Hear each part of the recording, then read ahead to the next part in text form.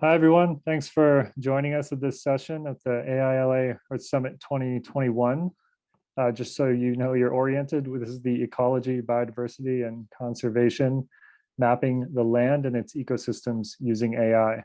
I'll be your host, Nathan Walworth, and I'll just give you a couple quick sentences on my background so you know who you're dealing with. I'm an entrepreneurial climate scientist with a background in applying mathematical modeling and machine learning to study the effects of the earth and marine microbiomes on climate cycles. Since then, I've shifted a little bit actually to using those techniques for slightly different application in culture prediction and future casting. But I also run, and I've founded and run the NEXUS Futurism group, which is a platform that convenes leaders to guide the ethical advancement in technologies. And I run an impact accelerator as well. And I'm super excited to be joined here by a group of very diverse panelists working across just sectors, for everything from machine learning to sustainability to even things like policy. So we have a lot to get through, and I want to get through everyone and their backgrounds and all the amazing work they're doing. So I'm just going to dive in and we'll introduce everyone one by one and ask some interesting questions. So let's start with Lily Xu. She's a researcher at Harvard University studying applications of machine learning and game theory to solve major sustainability challenges. And so Lily, I would just like to ask you to start off with so many options in your research to apply AI to a lot of different issues. I'm curious to what particularly are you most passionate about and applying AI to sustainability and why? Thank you so much, Nate, for that question. So my work has focused largely on biodiversity conservation, looking specifically at how we can help prevent illegal wildlife poaching by helping rangers more effectively plan patrols across protected areas and try to anticipate where poachers might place snares and attack, and then we'll help rangers find the best locations to go to and preemptively remove those snares before a wildlife, such as a deer or an elephant or a pig or a tiger, can get trapped. And one of the biggest motivations for me to focus on biodiversity conservation is that it's an attractive problem that a lot of people care about because they see the panda and they see the elephant and they think, oh, this is something I really care about. But it's this kind of like a long-term ambiguous problem, whereas something like climate change is, even though a lot of people aren't paying enough attention to it, it's something that seems kind of like far more near term because we're already starting to feel the effects. With biodiversity conservation, we don't live on the edge of these forests. We don't really see the decline of these wildlife populations go down. So I just think that this is sort of a problem that not enough people are paying attention to, and we're not sensitive to the magnitude of this problem. And to just give the viewers a little bit of a sense of what's happening. So the recent report by the UN in 2019, IPBES, found the abundance of land animals to have fallen by 20% in the past century. A third of marine species are threatened, and there's 70% more invasive species on average in countries around the world.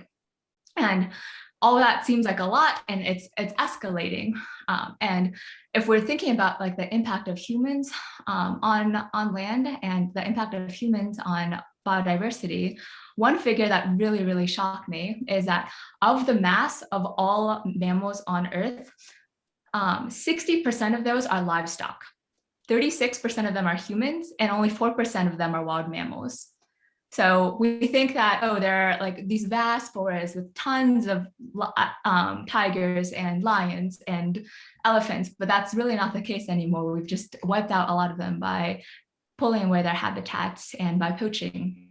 So, and recognizing this immense challenge and realizing that maybe by the end of my lifetime, like many of these species will be extinct, really gives me a lot of urgency to try to address this challenge in the thing that I know best, which is computer science.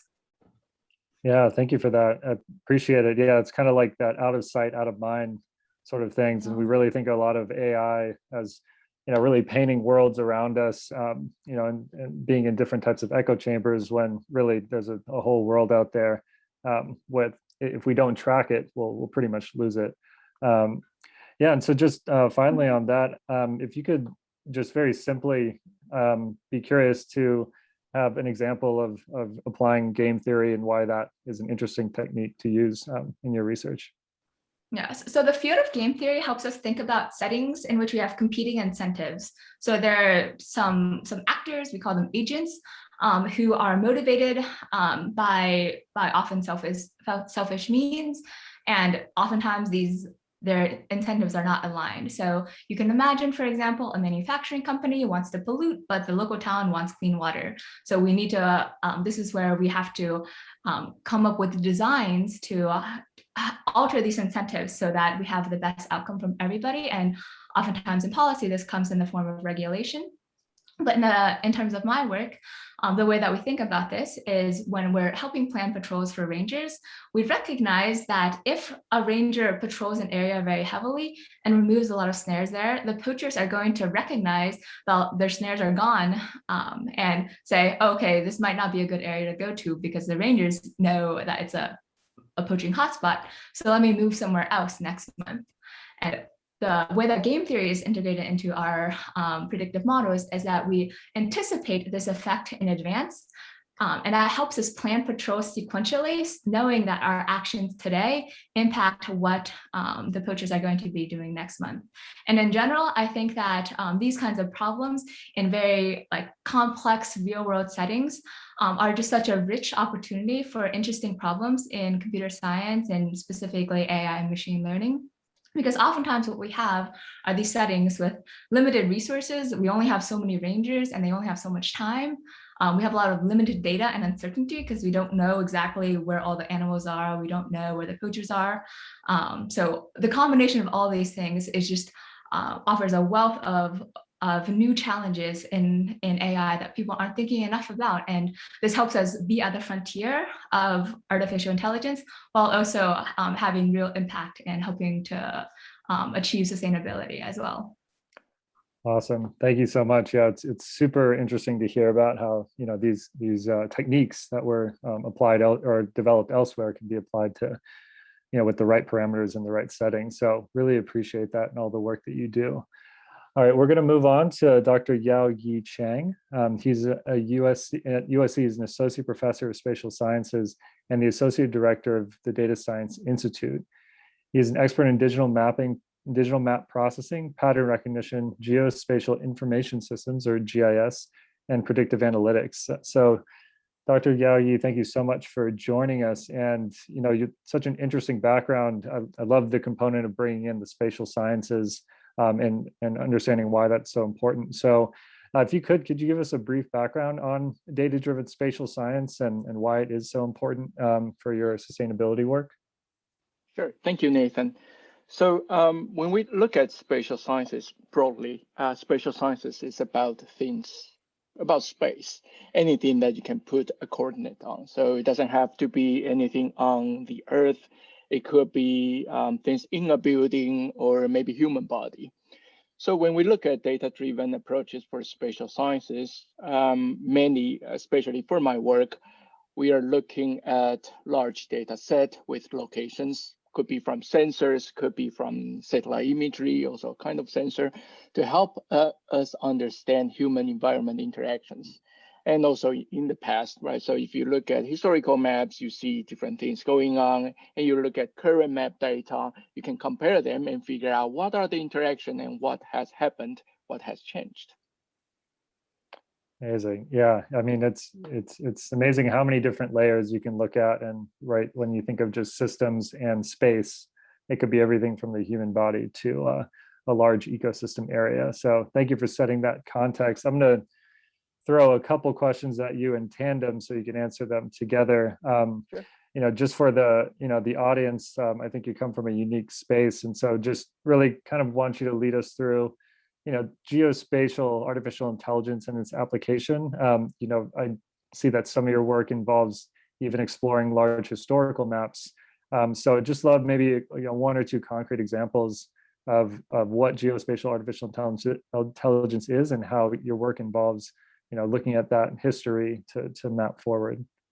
Okay, thank you. Yeah, so we have been working on geospatial AI, or I'll call it spatial enabled machine learning and data mining for a while. So when you look at spatial data, all this data has correlation, right? So we say nearby things tend to be more similar than far away things. It could be when you look at housing values in zip code or in the block, their housing values will be similar than the housing value across zip code. So this type of data basically violate the assumption in many of the data-driven models that data should be independent. So what we are working on, especially in machine learning method with AI, is we take this assumption and we try to have the machine learn this assumption using all these spatial statistics tools that people has been using for a long time. Autocorrelation, having spatial patterns, looking at hotspots. So in general, what we have been working on in this line of work, a couple concrete examples is we work on air quality prediction. So think about if you have sensors, you know the air quality of a location, right? But as much as we want big data, nobody would have the resource to deploy many, many sensors in the city. Like in LA, we only have a couple hundreds of sensors. Right. So how do we use all these available sensors and based on their spatial property that we know that nearby things will be similar, and also sensors in a similar environment would have similar air quality readings. We take these assumptions, we model them in spatial statistics, and we bring them into a deep learning model so that we can build a model to predict air quality in very fine spatial scale. So it's our model currently can predict 500 meters by 500 meters air quality instead of looking at kilo square meter size. So other potential application like digital twins, right? So when people say you can build digital twins to simulate something, we can build digital twins to simulate a city. So what if we have one more highway in Los Angeles? What would happen? What would be the machine learning model that would be able to tell you to predict air quality and traffic and how people interact with the environment if you have something else, right? So also when we look at historical maps, that's actually very, very interesting. When you look at current data, people think we have all kinds of data that can describe the environment, but we actually don't have historical data. We don't know how the environment has changed in the last 120 years. You don't have anything that's readily available. But in all these historical maps, especially in the US and many European countries, in the US, it's the USGS topographic maps, thousands of maps scanned in the archive, very detailed, tell you many things about your environment. One example in LA would be the wetland that has been changed into a port in Marina del Rey, right? So how does that affect the environment? How does that affect people housing or major roads? So the digital historical map project, what we did is we take all these maps, we take contemporary data as well. We use a machine learning model to help us fuse all this data and help us translate all these map images to something that a researcher can pull into a system like geographic information system and analyze the changes over time. And the result would be, hey, now we know once you remove the wetland, you start to see more residential areas in that place and maybe a factory, and that will impact the environment in a very significant way. Awesome. Yeah, thank you so much. The fascinating thing about GIS too is just layering in kind of that human component, the social aspects of the environment, some of that environmental justice things, and watching that evolve over time, I think is just super fascinating and definitely a lot of work to do there. But I'm glad you brought up how there are major gaps in our understandings when it comes to the environment and data in both time and space. And that's really where machine learning can get us at least into a predictive manner into those gaps. Awesome. Well, thank you so much. I really appreciate that. We're gonna move along here to yet someone else that's coming from another space in the machine learning and artificial intelligence world, Guy Bays, who is the CTO of Vibrant Planet. which is a data and decision platform to help improve forest resilience by assessing risk, prioritizing treatments, and recommendations. And prior to this, and prior to Vibrant, Guy held a number of positions, including the Senior Director of Software Engineering at CBS, Data Engineering Director at Facebook, and the Senior Director of Data at Lyft. So definitely a breadth of experience across some major industries, and super excited, Guy, that you've turned your skills and insights to helping the planet go to where it needs to be. So, just starting off with you here, with all of this amazing industry experience, and I'm sure building teams and having them manage all sorts of problems across the space, what compelled you to move into Vibrant Planet at this stage in your career? Yeah, sure. There's kind of actually a funny story behind that. So I had actually retired at a Lyft, and I was, moving up to the mountains. I had a nice off the grid place out there, and I was looking forward to some downtime. And then a big fire ripped through Southern Oregon around the Talent, Phoenix, Ashland area. And so I got the fun experience of getting to watch like DC-8s dive bombing my backyard and whole towns exploding all over the place. And when it was over, I was very lucky. I didn't get burned out, thank God. But a lot of my friends did. And so then I said, like, what the hell just happened? And what is this? Obviously not super happy with the experience. So I started digging into what was going on. I was always pretty climate aware, I guess, but digging in specifically to the West Coast fire problem, what was happening. I mean, last year was something pretty amazing for anybody that was in the West Coast. Started doing some side projects, mostly around fire detection, because one of the things that kind of pissed me off was the detection system is so broken. But then I got sidetracked by a bunch of my former coworkers that, convinced me that it's actually not detection that needs to be solved, it's prevention and resilience. And so I got sucked in with some ex-Facebook people into tackling that particular problem and trying to figure out how we can actually rejigger the forests in the West to be able to survive these kind of events, and the communities to be able to survive them. And so that's where Vibrant Planet came about. Amazing. Yeah, I mean, that's definitely quite an experience to unpack to bring you out of retirement before you actually sat into retirement. Probably wouldn't have lasted that long anyway. Yeah, it's kind of boring. That's true. But you could also set the timer for how restless you can get. But with that, I'm actually really curious. I mean, where you guys were in the tech industry, arguably, there's just something to be said about the speed of innovation and approaches you guys create to managing systems. And so I'd love to hear a little bit of how you're bringing sort of those talents. It's pretty interesting. It's not really the science that's all that much better in the tech industry. Like it's one of the things that's been pretty impressive about getting to know the forest side is that there's a lot of really good science happening, even like sophisticated stuff, right? Like not just basic things. It's really the engineering. It's the technology that's like ridiculously bad.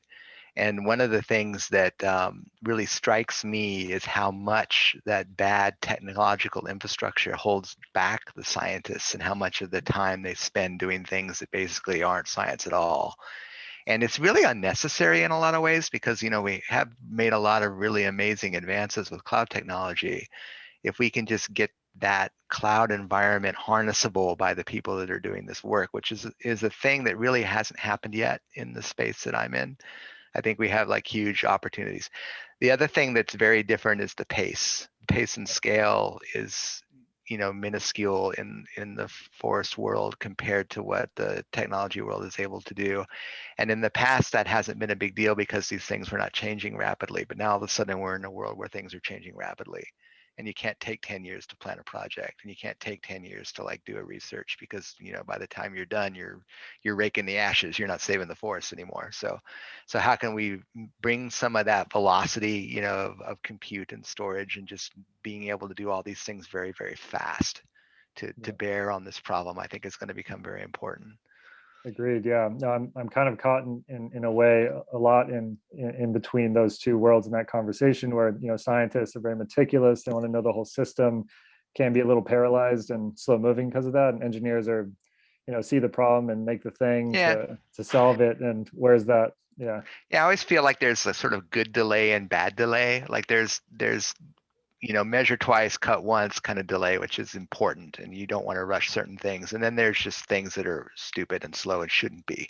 And everybody can agree that like I shouldn't be waiting around 3 weeks for my friend, my collaborator in Denver to FedEx me a disk drive, which is the thing that actually happened, by the way. I'm not making the story up. Like there's just no reason for that, right? So I do want to be sensitive to the point you raised, that you got to know which one of those worlds you're in, and some things can't be rushed, but some things certainly can happen faster. Yeah, and need to be rushed. That's right. Well, thank you so much for that. I really appreciate it, and we'll come circle back. Awesome. Well, we're gonna move next to Bonnie Lay. She is the head of global strategic partnerships at Microsoft's AI for Earth, and there she empowers researchers and innovators to leverage artificial intelligence for environmental solutions in the areas of climate, water, agriculture, and biodiversity. She's a first mover fellow at the Aspen Institute and has worked internationally across diverse sectors and initiatives from social equity to environmental policy. Bonnie, it's such a pleasure to have you here, and really, kind of bringing in, a very eclectic experience of everything from policy to community building to corporate engagement. When you approach the space, I'm really curious. I'm sure you handle a lot of different types of skill sets across a chain of making a project come to life. So I'd just love to hear, from your experience, when you think of global partnerships and putting people together to further Microsoft's AI for Earth initiative. I'd love to hear your experience and that lens, and then also would love to hear a little bit about AI for Earth as well. Absolutely, Nathan. It's such a pleasure to get to be with all of you today.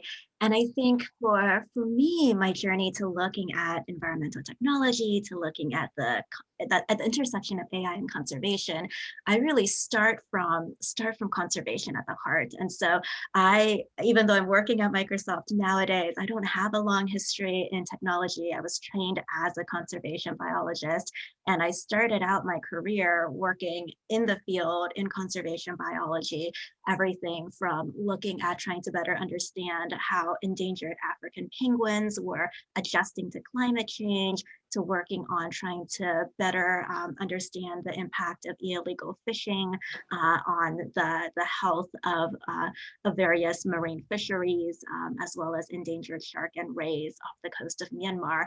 And so all of those experiences meant that I was oftentimes living in the field, working on setting up studies. And so really coming from this strong perspective of somebody working on science research, somebody working on conservation program planning on the ground.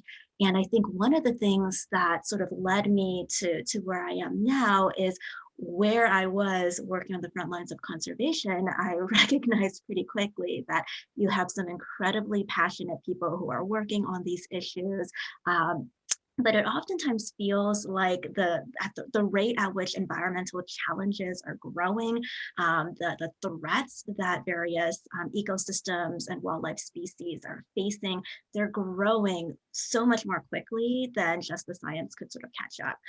And you need to look to something like the scale of cloud computing, the abilities of AI to provide some time shortcuts to be able to get to the place where you're being able to take in the data and the insights and processing them quickly enough that you could get to actions and decisions informed by that data and science quickly enough for conservation to take place. So just as one really concrete example, when I was working in Myanmar on marine conservation, we used to, the way that we were doing our work was, again, we didn't necessarily have access to a lot of technology tools. It was based on building connections with our local communities who are working on the front lines, working on surveys where people would walk from village to village, from fish market to fish market, to try to learn the networks of trade that we're building in across the communities, and trying to understand which fishermen were perhaps engaging in the types of fishing that were unsustainable. And those were all the sorts of activities that, again, didn't quite allow us to act quickly enough, we would come across this incredible, like the largest recorded catch of vulnerable rays only when the parts were already processed and drying out in the sun. And so it was, again, like, devastating as a conservationist to see that. And so working on my capacity now at AI for Earth at Microsoft, we're able to partner with organizations like Ocean Mind, who actually have set up a system where they're utilizing remote sensing imagery, various forms of satellite imagery, looking at radar tracking of different vessels in the ocean, and being able to intake all of these different sources of data and be able to provide predictions based off of the movement patterns of these vessels, if they are where they should be, if they're moving in the ways that they should be, and being able to predict which vessels may actually be engaging in illegal, unreported, unregulated activity, and working in coordination with government and enforcement agencies to actually be able to stop those vessels from continuing those activities.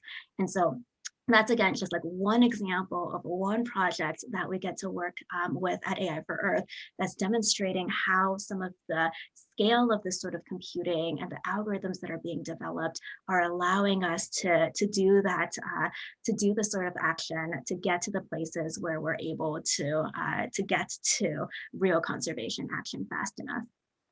Amazing. Yeah, I mean, I think that's a main theme coming up kind of across the panelists, is that scale question, right? Like it's one thing to have a great idea and to have it, contained in a group, but we know things are happening all over the place. They're invisible to us, and how do we get to scale in a way that's ethical, and all the fun questions that go along with that. And I think what's really cool about AI for Earth is that we do have teams of people doing amazing things, but there has to be something to be said for people that bring and connect the dot. Organizations that connect those dots between those teams are just as important, or silos will continue. So the next thing I'd just like to ask you is, in all the projects that I know AI for Earth handles, do you see any common gaps, or maybe we can call them opportunities, that you think younger researchers and stuff we really need some work in? Yeah, that's a great question. And for a little bit of context for the scale that we're working with in the AI for Earth community, to date, we launched about a little bit more than 3 years ago at this point now. And from starting to now, we've now had an opportunity to support more than 750 projects working in more than 100 countries around the world. And as you could imagine, that's just such a vast quantity of incredible ideas, people working on lots of different and interesting approaches, including the research group that Lily is a part of. And it's just, again, lots of incredible researchers who are coming together. And one of the things that we did realize is, it's incredibly powerful to be able to work on supporting these projects that are working in all of these different locations. But one of the things that is really important if we want to be able to reach those goals of environmental sustainability and conservation that we want to get to together, is that we really can't do this in separate project silos. We need to be able to have more mechanisms for collaboration, for people to build on top of each other's work, and sort of not having to build out similar models from scratch, and really be able to work with each other and build on the foundation of what has already been created before. And so that's the sort of the shift that the AI for Earth program has taken in the past year, is recognizing that we really saw this power and this potential to do a little bit more of that foundational community building work and collaborative platform work, build in some of those foundations that will allow for more opportunities for other projects, other organizations, other researchers to work together. And so that's one of the reasons that I'm really excited to be with all of you today, is that today we're actually officially launching what we're calling the Planetary Computer.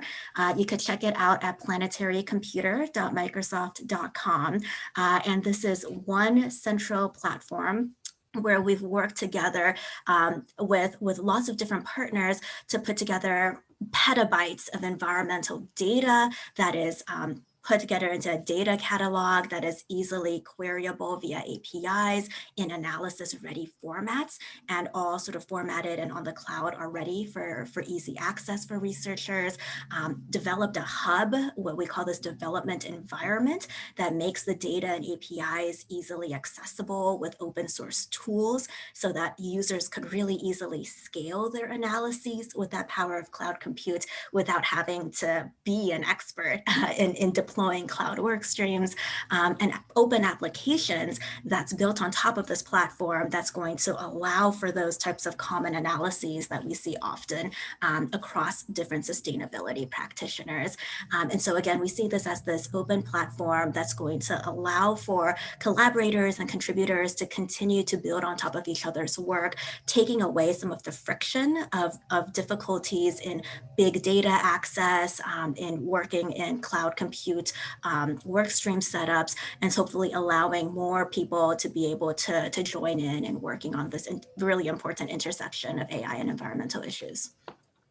Oh, amazing. That's, yeah, that sounds like a, an initiative that, can really even lend access to, those that can't generate that data. I think that's a big conversation in a lot of my circles, is this digital divide aspect, right? We need everyone to try and work on the global solutions, but we only have a smaller portion of the population that can even have access or even data literacy around doing that. And so the more that we can open that access is crucial. So thank you so much. That was very enlightening just to hear what AI for Earth is doing and all of the initiatives. So I'm going to zoom out and I'm going to ask a question or a question or two to all the panelists, and love to hear everyone's take on this. And Bonnie, we'll go with you first.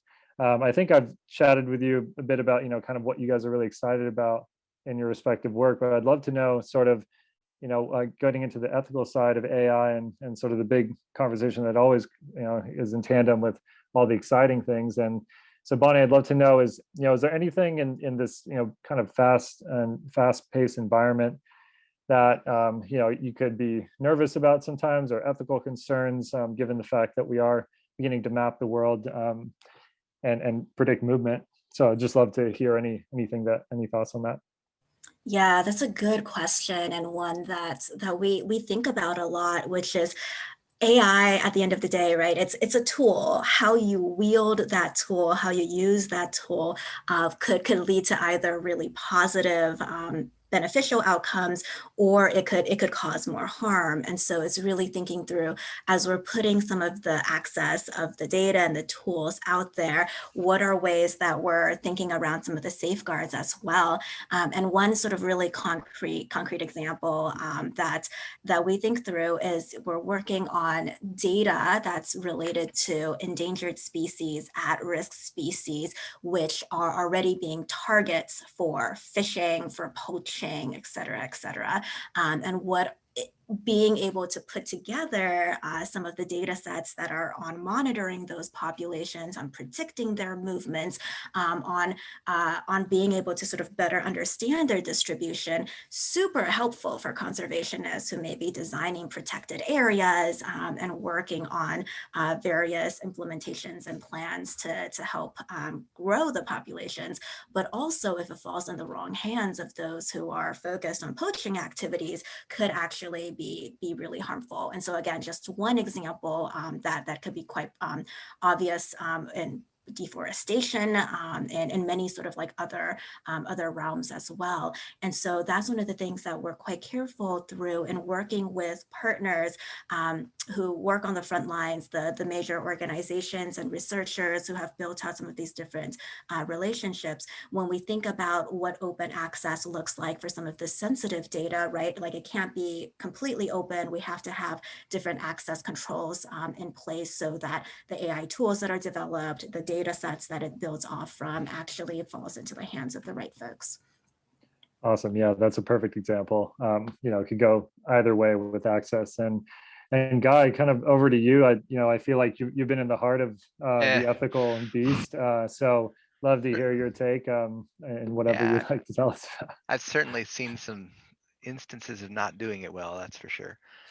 I think that one of the things that we think a lot about is similar to what Bonnie was saying, is access to data. Like we're definitely moving into a world where we're building platforms and tools that can be used and misused.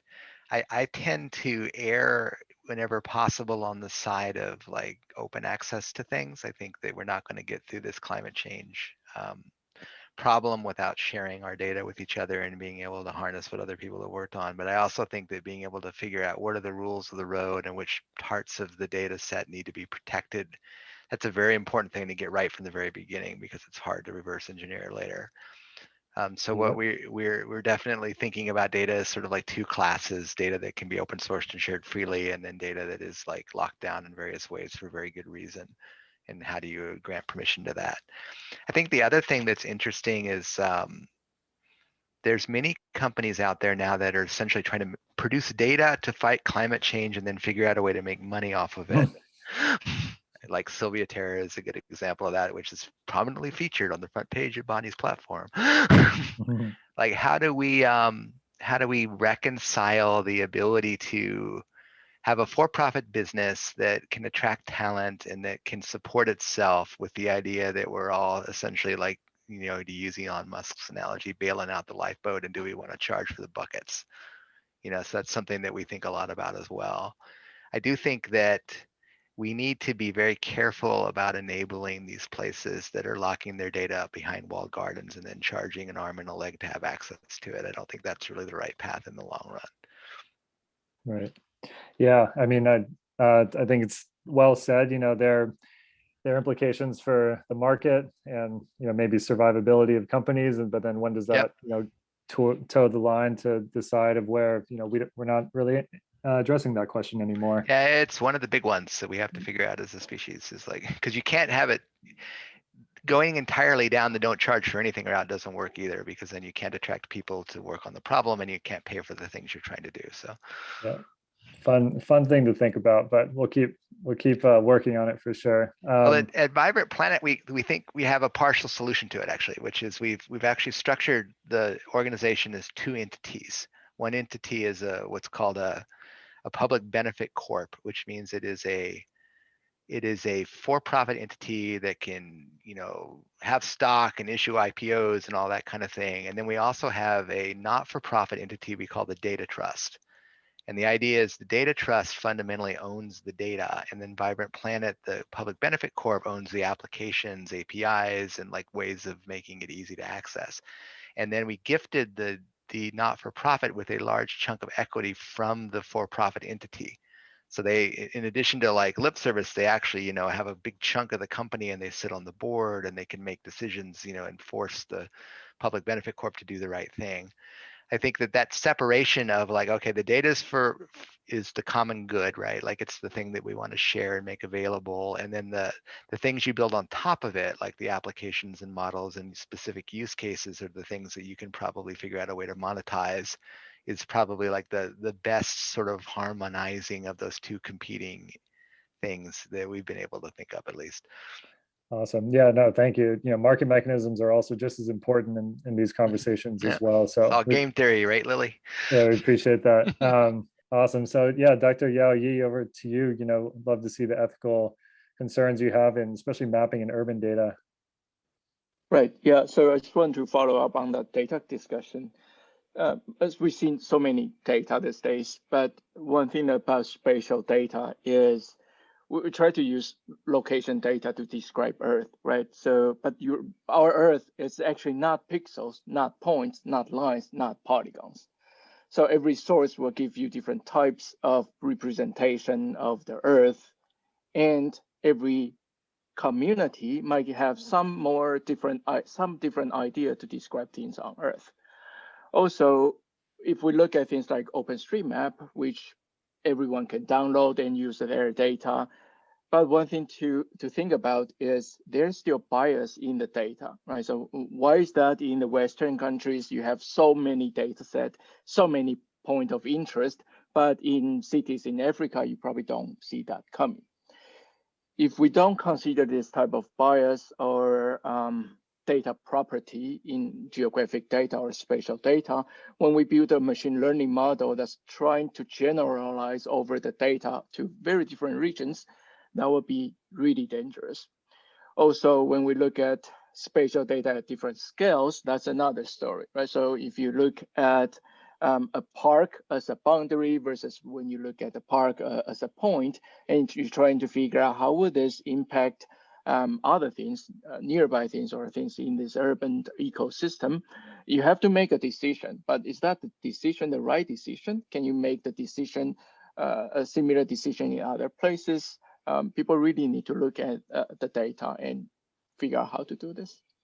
That's my 2 cents. Yeah, no, thank you. Love the comment on bias and really understanding where. Yeah, that's really insightful, actually. He's dead on that. Thank you. Yeah, not everything's not uniform. So appreciate that. So yeah, the last few minutes, Lily would love to hear your take on the work that you're doing and some of the ethical considerations. So certainly I think an ethical concern with poaching prevention is recognizing that not all poachers are the same. So there are certainly big game poachers who are these sort of like very organized, giant like criminal syndicates that operate between nations and are trying to take ivory and rhino horn and these really, really expensive goods that sell for thousands of dollars on the black market.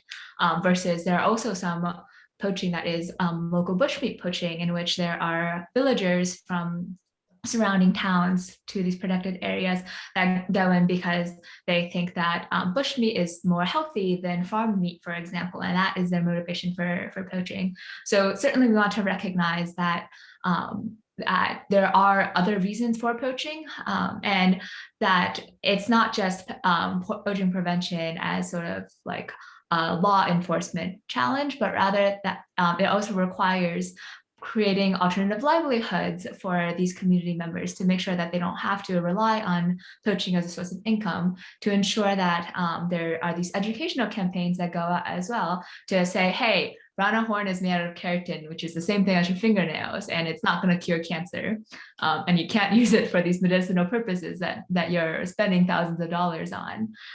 So all of these initiatives have to be done simultaneously while we're also on the ground removing snares and trying to prevent poaching in the minute. We also have to do this planning long term. And I also want to recognize that that's a place where computer science is not super strong. And, and I can say that because we've spent a lot of time thinking about, are there other ways that we can help with perhaps like information dissemination campaigns as sort of like an influence maximization problem in which you're trying to spread out a lot of communication. Or if we're trying to say, like, can we support alternative livelihoods? But these problems really just vary so much park to park. So I want to recognize that this is a place where AI might not be very useful, and instead we really want to partner with conservation organizations and public health officials who are really sort of the experts in this space. Awesome. Yeah. Thank you for that. You know, the context is so important. Nuance is so important. You know, this is really where the social sciences, I think, have a huge role to play in this big data world, that we need to think of the anthropological and the cultural implications of how we talk about sustainability. Well, thank you guys so much. I think we're exactly at time, and it's been really insightful and such a pleasure to hear all of your perspectives. And thank you, AILA, for hosting the conversation, and looking forward to the next session. Thanks, Nathan. Appreciate it. Thank you. Thank you.